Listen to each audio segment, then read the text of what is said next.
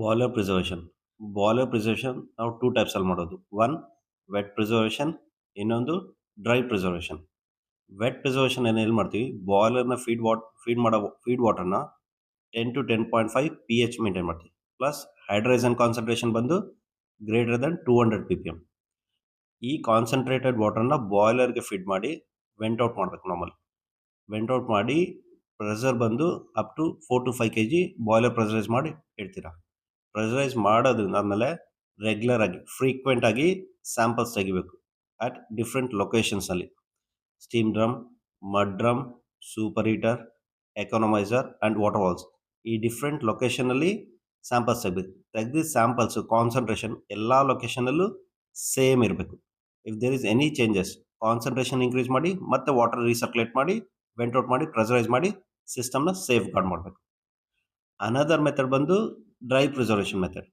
Dry preservation ಮೆಥಡ್ನ ಏನು ಮಾಡ್ತೀವಿ, ಬಾಯ್ಲರ್ ವಾಟರ್ನ ಕಂಪ್ಲೀಟ್ಲಿ ಡ್ರೈನ್ ಮಾಡ್ತೀವಿ. ಡ್ರೈನ್ ಮಾಡಿದ್ಮೇಲೆ ಬಾಯ್ಲರ್ನ ಡ್ರೈ ಮಾಡಬೇಕು. ಡ್ರೈ ಹೇಗೆ ಮಾಡ್ತೀವಿ, with dry air or nitrogen. Complete dry ಆಗತ್ತಕ್ಕೆ ಬಾಯ್ಲರ್ ಕಂಪ್ಲೀಟ್ ಡ್ರೈ ಮಾಡ್ತೀರಾ. ಡ್ರೈ ಮಾಡಿ ಆದಮೇಲೆ ನಾರ್ಮಲಿ ಮಾಯಿಶ್ಚರ್ ಅಬ್ಸರ್ವರ್ ಅಂದರೆ desiccant or vapour corrosion inhibitor ಇಲ್ಲ ಸಿಲಿಕಾ ಜೆಲ್, ಇದನ್ನು ಡಿಫ್ರೆಂಟ್ ಲೊಕೇಶನ್ಸಲ್ಲಿ ಇಡ್ತಿಲ್ಲ.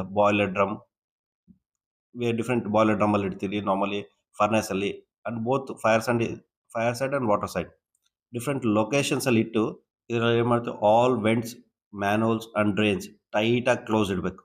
ಕ್ಲೋಸ್ ಇದ್ಮೇಲೆ ಮತ್ತೆ ಈ ಇಟ್ಟಿರೋ ಸಿಲಿಕಾ ಜೆಲ್ ಇದನ್ನೇ ಮತ್ತು ಪಿರಿಯಡಿಕಲಿ ಇನ್ಸ್ಪೆಕ್ಟ್ ಮಾಡಿ ಮಾಯಿಶ್ಚರ್ ಅಬ್ಸರ್ವ್ ಆಗಿದ್ರೆ ಕಲರ್ ಚೇಂಜ್ ಆಗುತ್ತೆ. ಆ ಕಲರ್ ಚೇಂಜ್ ಆಗಿದ್ರೆ ಮತ್ತೆ ಫರ್ನೆಸಲ್ಲಿ ಇಟ್ಟು ಡ್ರೈ ಮಾಡಿ ಮತ್ತೆ ಬ್ಯಾಕ್ ಟು ಲೊಕೇಶನ್ ಇಡಬೇಕು.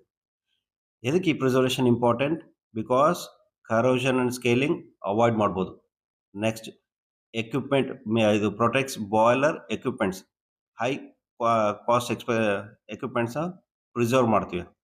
Next ensures quick and safe restart, increases equipment life, reduces maintenance cost.